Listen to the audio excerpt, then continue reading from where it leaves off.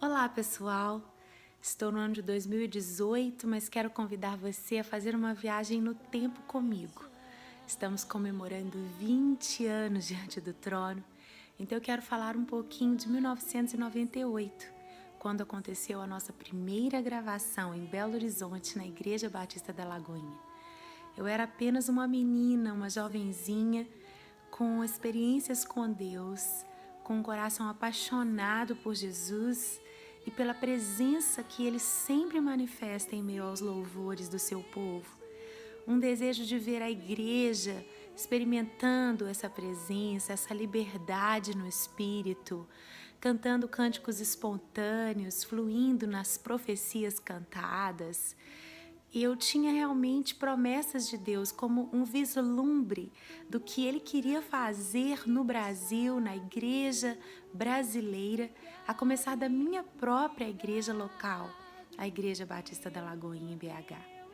E graças a Deus, pelo meu pai, pastor Márcio Valadão, pastor presidente da igreja, eu acredito que esta relação familiar, de confiança, pois eu já servia na área do louvor desde a minha adolescência e foi algo sendo construído para que Ele pudesse me dar asas e liberdade para implementar na nossa igreja não apenas as novas canções que o Senhor estava me dando, mas também um novo estilo de ministrar com mais expressão, com mais liberdade.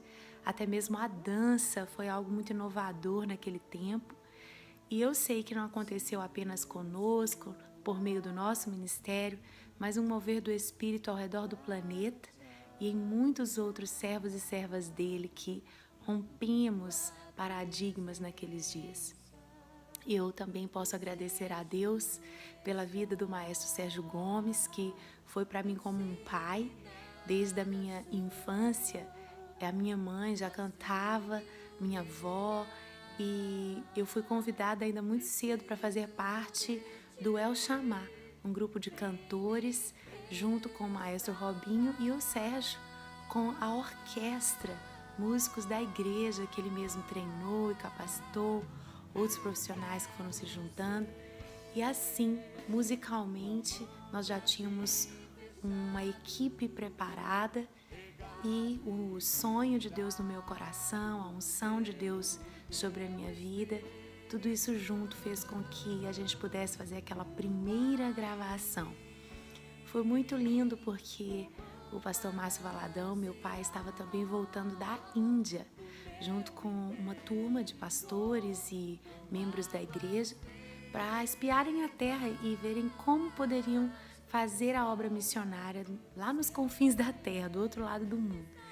E quando eu compartilhei com o meu pai, o pastor, sobre o desejo de gravarmos os louvores da igreja no CD, ele nos apoiou e lançou o desafio de que com as vendas daquele CD nós pudéssemos iniciar um trabalho missionário ali na Índia, resgatando meninas da prostituição, do tráfico humano. E foi assim que nós iniciamos os ensaios.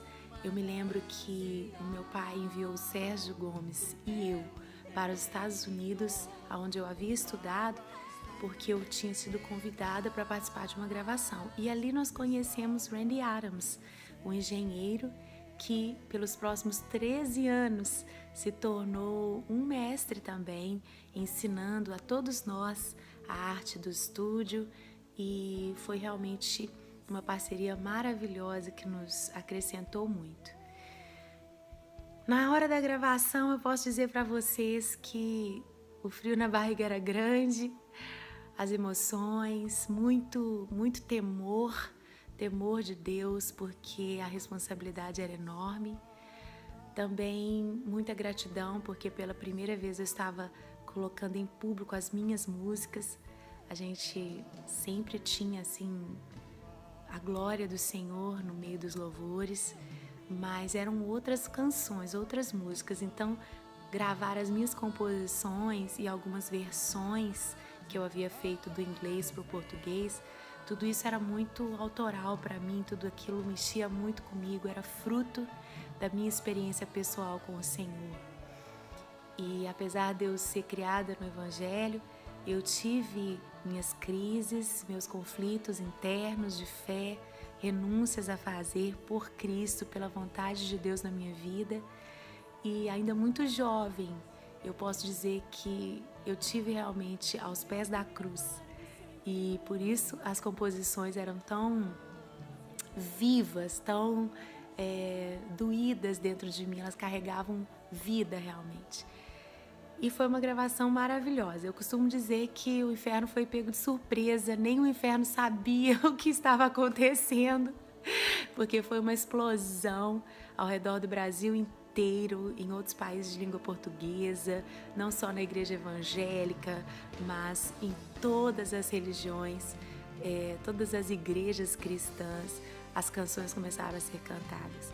Então, foi algo que pegou todo mundo realmente de surpresa, mas com muita alegria eu podia enxergar Deus preparando mesmo um caminho, uma plataforma para estabelecer no Brasil a adoração, entronizar o Senhor. E eu sou muito, muito grata por essa história. E eu tenho tantas lembranças, se eu pudesse ficava aqui falando. Mas eu vou encerrar por aqui e agradeço a você que nos acompanha nesses 20 anos e espero a cada semana postar um videozinho relembrando um pouco desses 20 anos, dessa história, até chegar no nosso congresso Adoração, Intercessão e Missão na Semana Santa, quando vamos fazer uma programação especial dos 20 anos DT. Ai, tá bom, só mais uma lembrança, tá? Bem prática.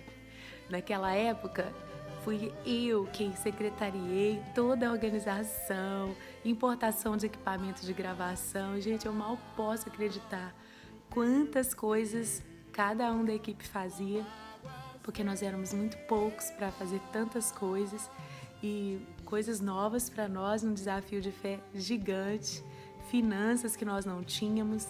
A igreja da Lagoinha participou, nós vendemos tickets de pré-CD, então as pessoas pagaram pelo CD que ia ficar pronto e os meses foram passando e a gente ouvia gente falando que a gente tinha dado calote, que o CD não ia acontecer. Mas enfim, foram pequenos começos maravilhosos, né? Está escrito para a gente não desprezar os dias dos pequenos começos. Estamos aqui 20 anos depois. Feliz 20 anos, DT!